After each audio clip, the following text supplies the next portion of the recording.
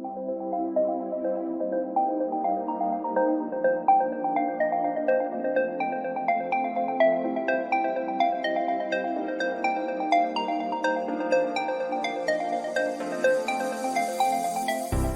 sentient beings from all known universes and beyond. It's time to activate your cranial downlinks and prepare to receive a raft of discussion on a cosmic ocean of science fiction and fantasy topics, interviews with local area genre devotees, and insightful prognostication by our soothsayers of science fiction, our forecasters of fantasy, and any other beings that happen to get caught in our gravity well. This is the Galactic Driftwood Podcast.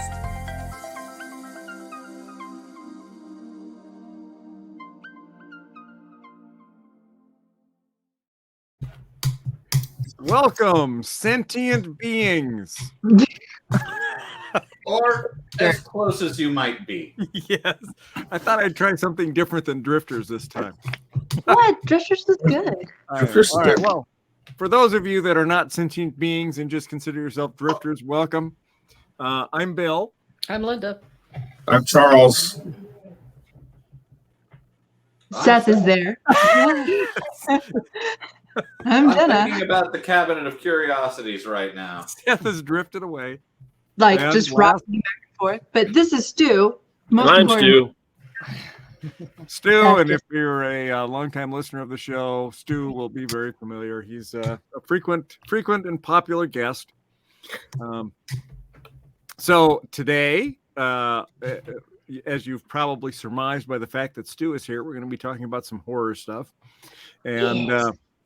So specifically, Guillermo del Toro's Cabinet of Curiosities, which is out now on Netflix. It's a series of 8 episodes, sort of an anthology horror series. And so we're going to talk about this, kind of get everybody's opinion. And it looks like Jenna is just chomping at the bit to jump in here. I see the smiling face because Jenna's a horror aficionado. Oh, I am. And here's the thing. So is Guillermo del Toro. He is a lifelong love of genre, story. He actually has his own museum down in Mexico, I think. It's in Mexico. I know he's got a museum. I'm just not sure where it is. But you could tell by the way he did the intros, walking in to discuss the beginning, like he was definitely kicking the ode, I feel like, or at least fulfilling that dream of being like an Alfred Hitchcock or Twilight Zone to be able to introduce that. To me, I was just so happy for him that someone who has such a passion, it felt like achieved a dream of his. Yeah. And that intro with that cabinet, I want one of those. How do I get a freaking cabinet like that? Yeah, and it's all practical effects with that cabinet. Like, I got to talk to my contractor. Maybe he can build me one. I mean, I felt like this was an excuse because he always wanted it too, and now it's been built, and now it's in his home. Right. It just disappeared from the set. Netflix is like, hey, where's our cabinet? And he's just like, I don't know. That's what I don't know. his Deadpool suit. Yeah, right. Well, you know, what was kind of cool about it was for I think Linda and I was the fact that, you know, when we went to the Star Trek convention in Las Vegas this year, the lower level of the hotel, they had a Cabinet of Curiosities bar. Mm-hmm. And so you'd go in there and it was actually a speakeasy. So you'd go in and there was a regular bar there. And then along the back wall, they had all this wood cabinetry that went along the whole length of the wall. And then they had all these strange artifacts in there, skulls and sculptures and, you know, you name it. And then each one had a number by it. And you could go to your phone and download their app. And then when you go into the app, you put in the number that was by the artifact that you saw on the shelf. And then it would come up with the whole story behind the artifact and whether it was haunted or where it came from or how they found it or whatever. And it was very cool. That is cool.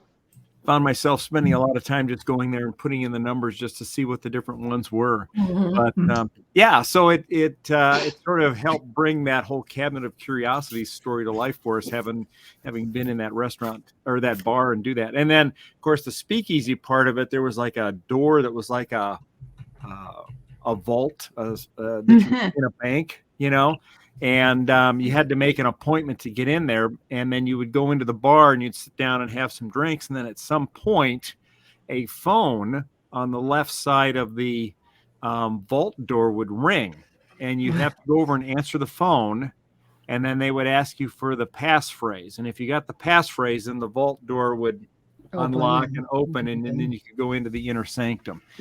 So but we were there the last night, I think our last night there, and so we didn't have time to make reservations and do that part of it. Have any of you ever been to the Safe House in Milwaukee? Yes. Yes. Oh, yeah, we have. Of all the people, yes, Bill. Yes, exactly. Yes. That was very cool. And in fact, that was the restaurant that Zach and Audie almost walked out of. Yeah, because they didn't want to be asked the question to get in or something. Right. There's the Cabinet of Curiosities bar. Yeah, and there's the vault door. And then just very small, you can almost see the phone. It's an old time looky phone just to the left of the vault door there. Yeah. And then you can see I've got my phone and I'm looking at the cabinets along the back wall there. They had cabinets. They had doors at the bottom that you could open and see the different artifacts. So anyway, if you're there, that was at the Bally's Hotel in Las Vegas is where that was. Yeah. I might be going there in April. So that sounds fantastic. Yeah. I definitely encourage you to check it out. They do like craft cocktails there. So it's kind of like an Alice place. Yeah. So very good. But what was interesting to me is, as I was doing a little background research on the series, is that the term Cabinet of Curiosities comes from that these used to be very popular attractions or just home indulgences in Europe during the Enlightenment, and a lot of the great museums that are still extant in Europe started as Cabinets of Curiosities. The British Museum was started as a Cabinet of Curiosities, and there is still a room in the British Museum if you go there, because they call it the Enlightenment Room now, but that is still laid out very much like the room that you were just showing us, Bill. Interesting. Yeah, when we were there, again, we went to that Cabinet of Curiosities bar. I thought that it was related to the show because at the time there had been a lot of advertising about this show coming out on Netflix, and I thought, oh wow, they actually got a bar that's themed after that. I thought they're really going whole hog here, but they said no, it's no relation, just happens to be a coincidence. So yeah, okay, but they'll probably get really popular now if they weren't already. I would imagine, yeah. So, all right. So let's kind of go around the horn and see of the episodes which one was everybody's favorite. So let's start with Jenna. Oh, that's hard. Because they all were so different. Yeah. I will say, I won't say which was my favorite because that. But then I can't say. I was gonna say which one creeped me out the most, but like several of them are super creepy. Which one creeped you out the most? That's what's hard. I would say, the autopsy. It has to be between the autopsy and Pickman's model is what creeped me out the most, because the autopsy is body horror. Yeah. And claustrophobic, and you're just like, no. And then when scalpel, no. Right. But then Pickman's model was really good for the paranoia. And the end. Are we doing spoilers? Are we sending the spoiler alert? Let me do that because I think we should get into spoilers here because there's so much to talk about on these shows. And I really want to get into them. Yeah, Figman's model is just, we had to watch something funny afterward, especially because, I'm a new mom and I just couldn't help but say that had to be some really dark magic that could cause a mother to do that to her child. Or it was exploding. The worst part, because, Pickman kept saying this is in all of us. It just caused what little thing inside of her to get out of control. So yeah, that was to me really dark, that it could make anybody do that, something to that level.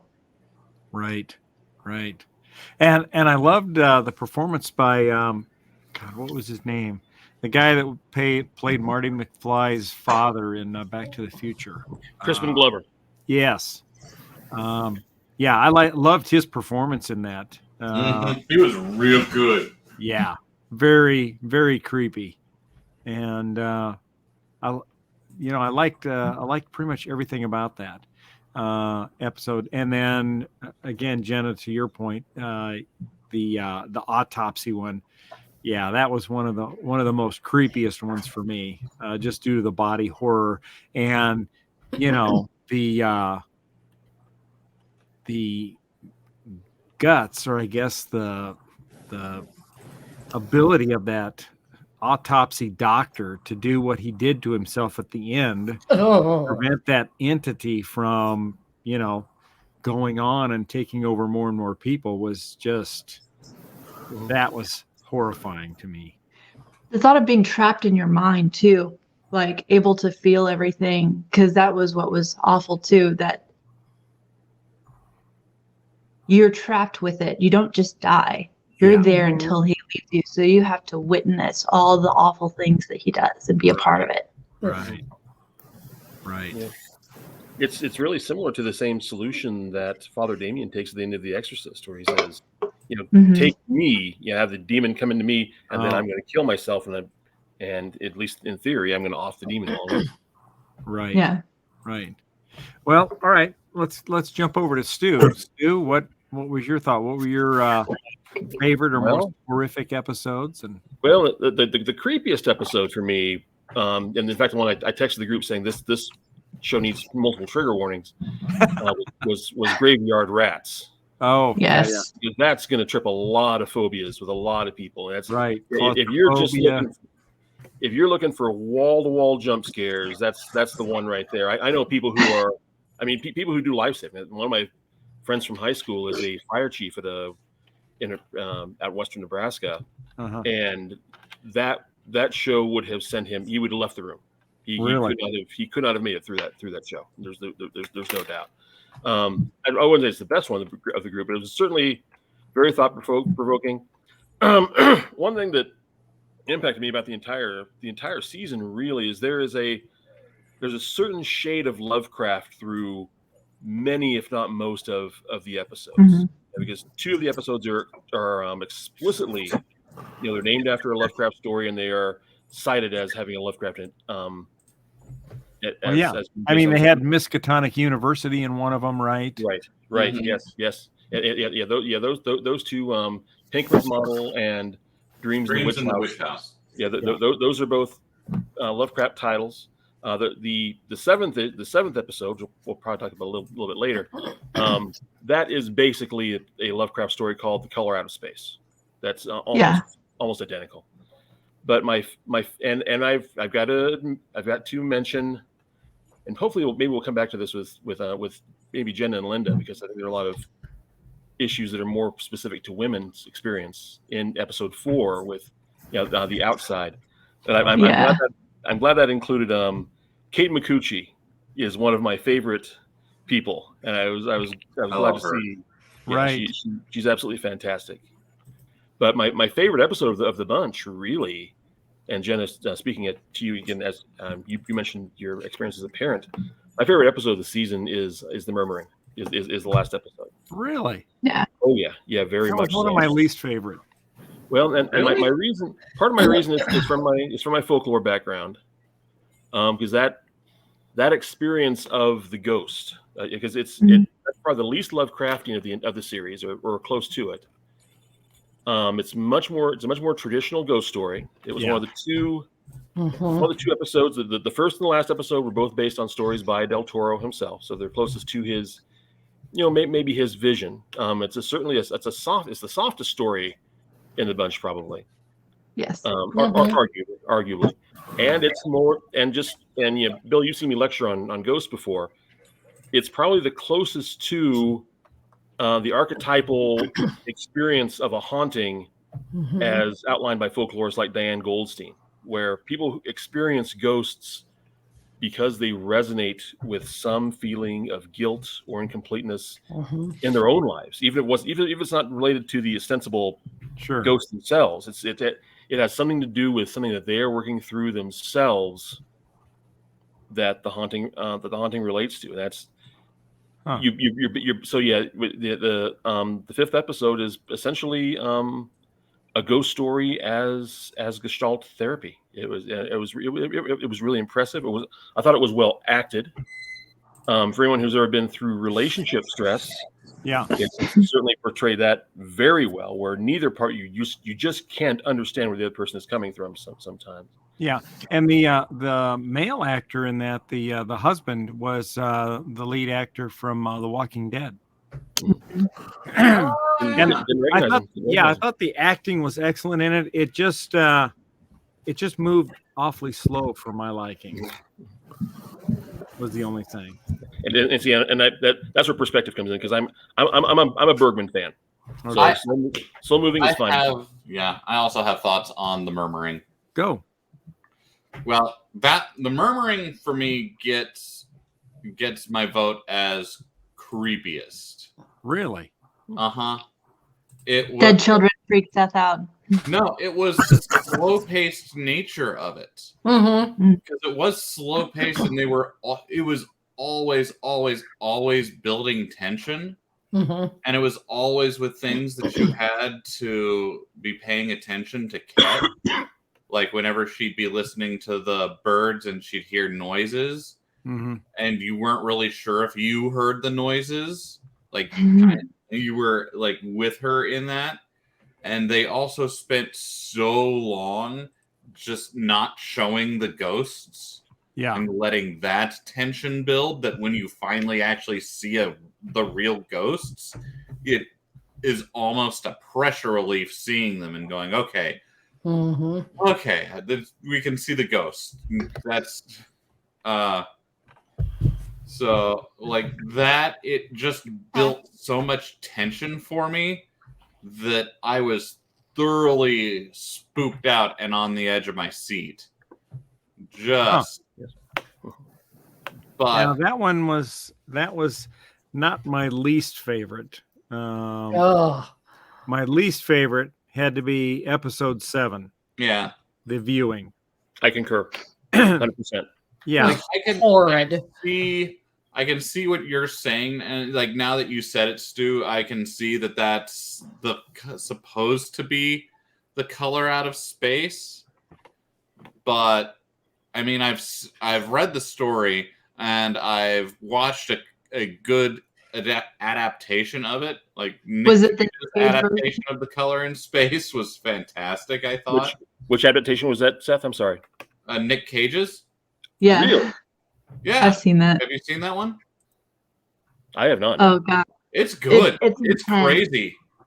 Like I thought that did as good of a job as bringing The Color out of space into the modern day as is possible. And Nick Cage, that movie goes fully off the rails in the way that in a good way, the Lovecraft way, like in a Nick Cage way and in a Lovecraft way, and it just worked. Like Nick Cage did a few horror pictures recently that are all supposed to be great, but yeah, the viewing, it just felt like they were setting up a lot of plot threads in the beginning that just did not matter at all. Right. And the ending, like I thought they were going one way with the science, everyone analyzing the thing, and I was like, okay, this is interesting. And then the monster thing happens, and I'm just like, well, I don't fucking care about this anymore because nothing apparently mattered, and it was just an excuse for some weird gore. I concur. Yeah, and the parts, I realize this is science fiction. I realize we deal in genres where we have fairies and vampires and the whole bit, but that line of and here's Peter Weller, Buckaroo Banzai, RoboCop. Yeah. You can say what you want, but they were never really irrational. That line where he says, this material is not on the periodic table. Of all the things you could say, there's one. I'm sorry. I cannot abide that. That is not possible to exist in the universe without being on the periodic. Unless it was so heavy it would fall right through the floor and there's nothing you could do about it. Right. Yeah. I had. Yeah. I mean, I grant that's kind of a quibble, but I'm really with Seth though. I mean, I think they were sort of halfway going for the same situation as you were going with in From Dusk Till Dawn, where suddenly you have a big genre shift, everything just cuts loose. Mm-hmm. But you can get away with that when it's George Clooney and Harvey Keitel and the whole and Cheech and the whole crew doing it, where it's just pure personality and you just go off the rails. You can't get through. You can't get away with it with this. I mean, Peter Weller was expertly cast. If you want someone who's just an absolutely placid, no emotion whatsoever void, he does that as well as anyone alive. I actually mean that as a compliment. I was glad to see Charlene Yee back. I remember her from House. I've always enjoyed her, and she was appropriately cast. But no, it was pretentious. There was a lot of informed attributes because you never hear the musician's music. No, right. You never see the writers writing. Right. You see the wealth of Peter Weller, but big deal. I live down the street from Warren Buffett. Okay, don't talk to me about that. And you hear from the astrobiologist as she's trying to question the different properties of the rock or the asteroid. That's the point where I thought we were going somewhere. Yeah, and even up to the very end, I had a little bit of hope that they would turn it around and it would just they'd all the two survivors would just wake up on the couch. Yeah. With their minds having been expanded, but having to live with this horrible new reality where they survived this and everyone who died in the room is dead in real life. I thought that could have, done something to help this, but no. Yeah. Or even if they'd have cut short a lot of the, cocaine scenes and the marijuana scenes and the alcohol scenes in the lounge area, and instead gotten these guys in, taken them into the room, and then we could have seen maybe the musician try to see if his musical tones can resonate off the rock, right? Or maybe the guy could tell some fabulous story, talk to the rock and try to wake it up, and each one tries their own way of doing it. And then it could still be the accidental case where the guy blows marijuana smoke at it and the rock goes, postal. It was, as he's tripping, trying to get out of the room, the musician stops to snuff as much cocaine as he can because he's like, oh shit, trauma. This is really good stuff. That was a bad joke too. I didn't care for that. How much cocaine did Peter Weller do in that? Oh my God, he would have been dead. He would have been dead with half that. I don't know much about cocaine, but that's a lot of cocaine, right? Yeah. See, here's the thing. I almost feel like it was commentary on the rich person's. Obviously, he likes unique experiences. He likes things that no one else has, and he likes creating these moments. And he's very self-indulgent, and his gluttony, in a way, takes him to this point where he gets the ultimate unique experience of all, and that's becoming the host for this worldly creature. Yeah. And all of the other actors, the build-up of who they were was just to help. It wasn't about them. It was to illustrate how this is a man who can get anything and everything he wants. Yeah. I didn't make it to the end of these, but I've got a question because it looked to me from watching the first couple that the main character, the haunted characters or whatever, were not likable to start out with. Does that thing follow through? In some situations, yeah. Like lot 36, he's the person who's haunted is definitely an asshole, and Graveyard Rats kind of follows that. But I mean, the autopsy, the outside, Pickman's model, Dreams in the Witch House, those all had much more relatable and non-asshole protagonists. Yeah, definitely. The Murmuring has. Yeah, Charles. As you go through it, the Murmuring, I thought that's probably the strength of the episode, was that extremely relatable protagonist. We've all either been those people or we know those people very well. Yeah. I mean, but Charles, with the ones that you did see, because I mean, we haven't really spoken to Lot 36 very much, but I really liked Lot 36. I thought it kicked off really well. Yeah. Good show. The only question I had was, but Bill, let Charles speak to what he thought. No, I'm just along for the ride today. Okay. Well, the question I had though about Lot 36, and it is specifically regarding the guy that died. He's got this storage locker, right? And there's something he's keeping in the storage locker.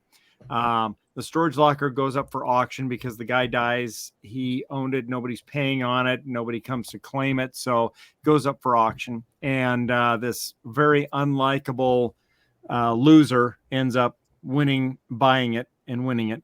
And we come to find out that the guy who died, he's been going into the storage locker to feed this demon that he's captured. And he was a former Nazi and into the occult and all this kind of stuff, right? And we know they lead us down the road that there's something strange going on here by the way that the dead guy had gone in and out of the storage locker. And we see this through videotapes that the owner of the storage facility shares with this creepy guy that ended up buying the locker. So you see the old man come and he turns on the lights in the hallway, and then he goes up and he does like 4 hops before he opens up the locker and goes in. Then when he comes out and he closes it, he does 4 more hops before he shuts off the lights and leaves. But we never hear anything more about that. And the guy who gets the locker never ends up doing any hopping to go in and out. And he's fine until he finds the demon and crosses the what is it? The pentagram on the floor, right? And scuffs the sand out of the pentagram, which lets the demon out. So, I mean, what the hell was the hopping all about? I thought the hopping, whatever it was in there, know he was coming. But I think that would have made more sense if it was loose. Like, I kept expecting whatever in there was in there to be loose. And he was letting it know that I'm here. Right. So if someone else were to come up, it wouldn't. So obviously that's not it. Yeah. I'm not even remembering that. Is that do you think he was maybe jumping so he didn't scuff the sand as the No, because this was outside before he even got into the locker. Before he even opened up the garage door for the locker. So I kept expecting that to come into play. As soon as the guy won the bidding on the locker, he got it. He got the key.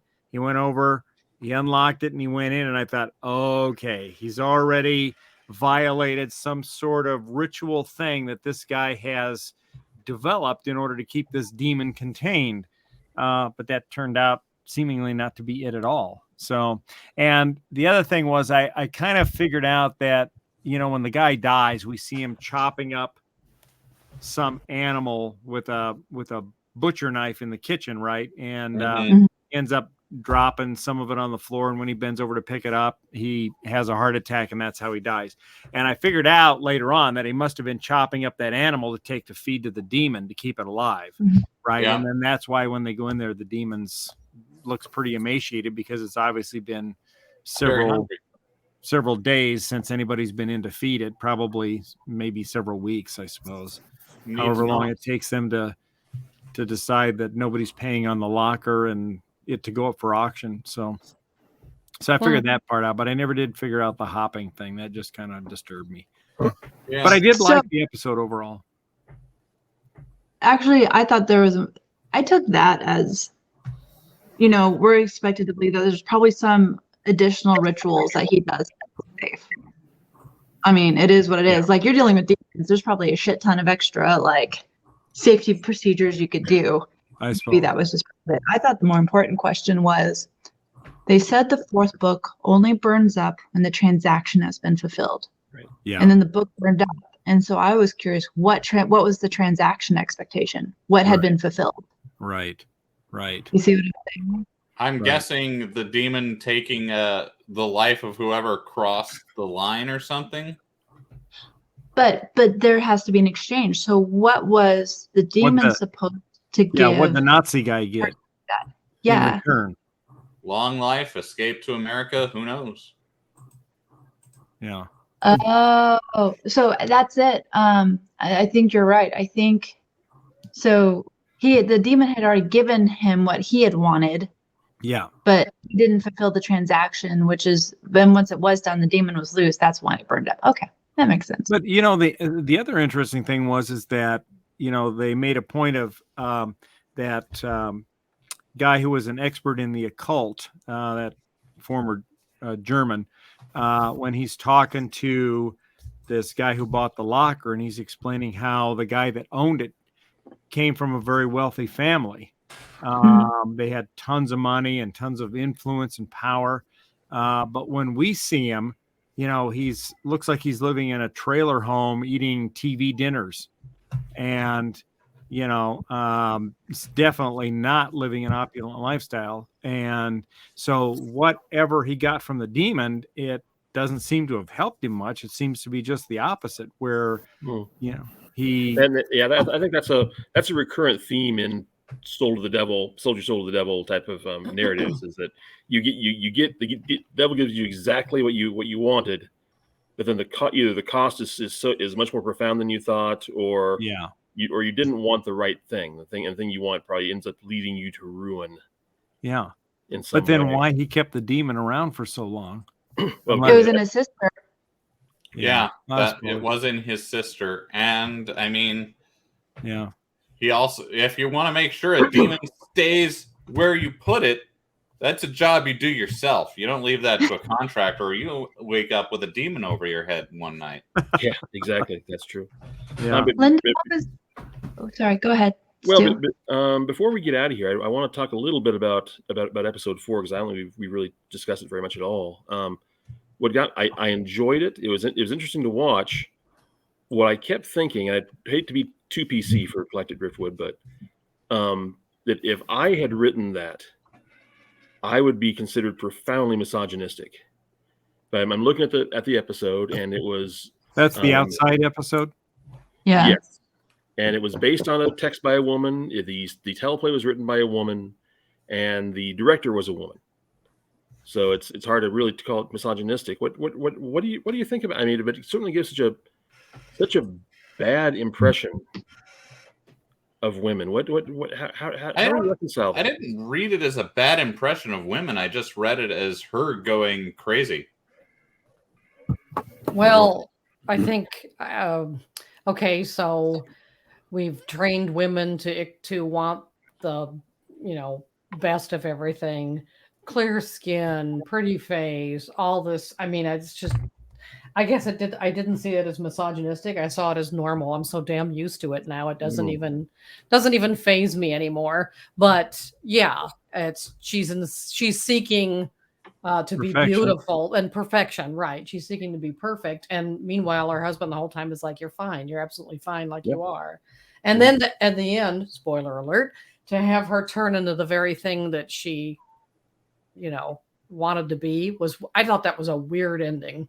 I thought that, and that's probably, if any of them, that's my least favorite, because I thought the way they were zooming in on her in the camera at the end, she was gonna wake up, like we were gonna see her, but her skin was gonna be all horrible and burned, and she was still gonna be sitting in front of her dead husband. Yeah, and nothing. And Bill thought she was going to get arrested at the end because, she stuffed him. He's taxidermied. She will. Yeah. She will. It won't last. I got the impression of he actually had a great life. So what? The woman at work didn't like her, but she has a great relationship with her husband. She does the things that she likes. They were happy, but it wasn't good enough for the people that she strove to be like. They were obviously not happy with themselves. They're not happy with how they look. They have shitty husbands that they're going to leave, all this stuff. But all they're focused on is looks and striving to be pretty. Yeah. So And it's just It also, yeah, and it was, I kind of got the feeling from watching it that the more they went down that road is what forced their lives to go in the toilet, basically, with their relationships to fail and all that stuff, because all they were concerned about was their looks, the superficial part of it, rather than, you know. it also might have been the cream itself doing that. True. And, like Does she it was seem to given have a that mind of its bottle, own? and that's what started it. Yeah. Yeah. So maybe they all have a story like hers. Right. That's So, kind of what. but- That's kind of the impression I got. But that's that's what you just don't know, especially the way it went at the end. Is it all a weird. fantasy at the end that she thinks has happened? I mean, all Yeah. this great stuff, It or almost makes is you she wonder, passed because the way it ended with her just staring at the camera and making all those weird faces out? Yeah. Yeah, it was almost like, made me think that, you know, is this just all in her mind? But I don't know. But it was weird. I really quick before we go, I also want to call out Graveyard Rats. Okay. Because Stu has mentioned that a lot of these stories have Lovecraftian influences. Graveyard Rats wasn't a Lovecraft story. Katie could tell me who it was, but it was only one of these that really stuck to like the Lovecraft weird horror formula. And yeah, because the Black Church. David Hewlett, the Undertaker. Yeah. If you didn't recognize him, he was Dr. McKay from Stargate Atlantis. Yeah. And he gave just such a good performance in that one. What I really like is like they kept the Lovecraftian speech where the protagonist goes on at length in florid detail about the horrors that they're witnessing, and then the person they're talking to being, it's not all that bad, right? Right. That's a good one. Yeah, I didn't get as Lovecraftian off of that one, except for, I mean, the creature with the medallion. That's more Lovecraftian because that's more otherworldly, like this horror beyond understanding. Mm-hmm. This reminded me a little more of Edgar Allan Poe. Okay. Yeah, where these are very realistic, ostensibly realistic threats. I mean, because we're afraid of rats, and then on top of that, then you throw in this unbelievably horrid. I guess then you are getting Lovecraftian when you end up with a rodent of unusual size, and then the dead witch priest in the down in the bowels of the graveyard. Right. Yeah, where it's got these incredibly you get the point of unspeakable horror there. I guess I do agree with you, Seth. It's a little more Poe than Lovecraft for me, but it is certainly close. And if you're looking for the straight up scariest one, I think that's probably the one. I mean, but it hints at Lovecraft horror. I mean, there's this whole backstory that we can only suspect that, like, he falls into this cavern where obviously some dark religious force was there, and a statue with a very Cthulhu-ish face, and then the body, when he took the necklace off, that also had a very similar outline with jewels. The corpse comes alive and says mine. Like, what? There's so much more going there that we never get to find out because it's so focused on his experience and what he knows. Well, yeah, and that's kind of Lovecraft, is like stumbling into something that's beyond the character's ability to handle mentally, and also he causes his own ruination, so that's very on brand as well. I just wanted to call that out because I do like David Hewlett, and I just really liked his performance in that one. I want to just mention something that I've discovered here. And maybe everybody else knew this, but Guillermo seems to have had quite an interesting life, including having his father kidnapped. There's if you Wikipedia him, and I kind of did a double check on it, so it looks like it's fairly. His father was kidnapped, and James Cameron helped write a check to get him back. Wow! Holy shit! I never heard that part. After he became famous, was it the cartels? It was 1997. So yeah, they'd done a movie together of some sort. After the Kronos, I guess it was. Yeah. Oh yeah. Okay. Good movie. And then in 97, his father was kidnapped, and it's which I think is fairly common. I've known some people have gone through something like this too. But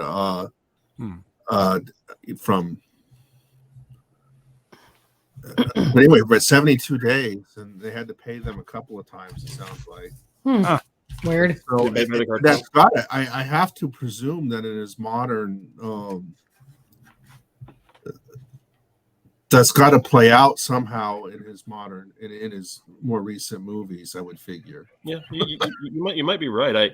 Del Toro is one of my favorites. Also, I was on a horror movie chat board one time with a bunch of people who tend to be kind of a little stuck in the past. Where, and someone was talking about The Creature from the Black Lagoon, and they said, "Boy, they really should remake this movie." And I'm sitting there thinking, I just typed back, "Sir, they did remake this movie, and it won a raft of Oscars." Okay. and that's Del Toro's work, though. He makes them, that takes this what is very, very much a recognizable story, and makes it something completely different, adding this fantasy around it, which is what they've done. I realize that he didn't direct or have perhaps even a lot to do with the two canonically Lovecraftian episodes here, but what interested me, looking them up ex post facto, because I'm not a Lovecraft person at all, is how much of the story has been grafted onto the Lovecraftian core there. I mean, they are not, by and large, even recognizable as Lovecraft's, as adaptations of Lovecraft's work. I mean, the main story in Pickman's model, about this art student doesn't exist in the original at all. I mean, it's just the anecdote about going to see this person who does these incredibly odd paintings, and then the drama in the witch's house. The main story, I think we would agree with the Dreams in the Witch's House, was about this brother-sister relationship, and that doesn't exist in the Lovecraftian story either. So yeah, no, they definitely take the themes and improved upon it. Right. Yeah. They take the theme and really, practically write a story around the ghoulish, otherworldly part that Lovecraft dropped in there. Now, Linda, what one did you enjoy the most? What was your favorite? I don't have a favorite. I just have the one that I absolutely hated, and that was episode 7. We're of a mind there, Linda. That was it was so pretentious. Yeah, it was crazy. I like all the other ones. I think they did a very good job. Yeah, I like the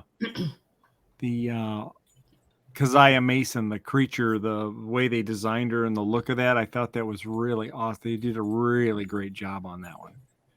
All right. Well, what I think what made the series so good, other than the fact that it was guided by Del Toro, is that his passion to make a lot of his props and his horror to be real. Yeah. Like when you think about graveyard rats, and Aaron pointed this out too, they actually built the large rat. It was a puppet, and you don't see that a lot anymore. And although there was computer effects used in other parts, like with the murmuring and birds, you really got the impression that Del Toro brought was this dedication to as much realism as possible and creating the horror. Yeah, I mean, once again, look at that cabinet that's at the beginning of every episode. Like that could have been a CGI prop, but they built the damn thing. Yeah, that was amazing. I hope he gets commissioned to do this again next season. Yeah. Good. Yeah. I'd watch another season. Oh yeah. And one minor dollop that I'll add on that, really, with Del Toro's touch, in his introductions, which beyond the Cabinet are not in themselves terribly exceptional, but I'm glad that in every introduction he makes certain to emphasize who the director of this episode is. Mm-hmm. Yeah. So often that's trivia. That's something that only the geeks have to go after. He's putting him out there saying, "I'm going to put the name on this one. I'm going to tell you who the creator is." Yeah. That says a lot. Yep. Yeah. All right. Well, cool. Well, thank you guys for weighing in on this. I hope our viewers will go out there and give Cabinet of Curiosities a check. Watch the episodes. Let us know what you think in the comments, if you liked it and which one you liked best, and which one, if you agree with our number 7, the viewing being the worst of the bunch. We'd like to know that too, or if you think we're way off base on that. Yeah, did we have any kind of consensus about which? I think we did have a consensus about number 7 being either the worst or very close to it. Did we have any kind of consensus as to which was the best?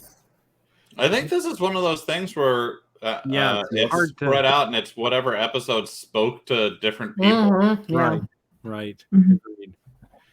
All right, folks. Well, thanks for tuning in, and we'll see you next time. We're going to be talking about Werewolf by Night, which is on Netflix right now. So be sure to watch that before the show, so we don't ruin anything for you. And on that note, have a great week, and we'll see you next time. Bye-bye. Bye.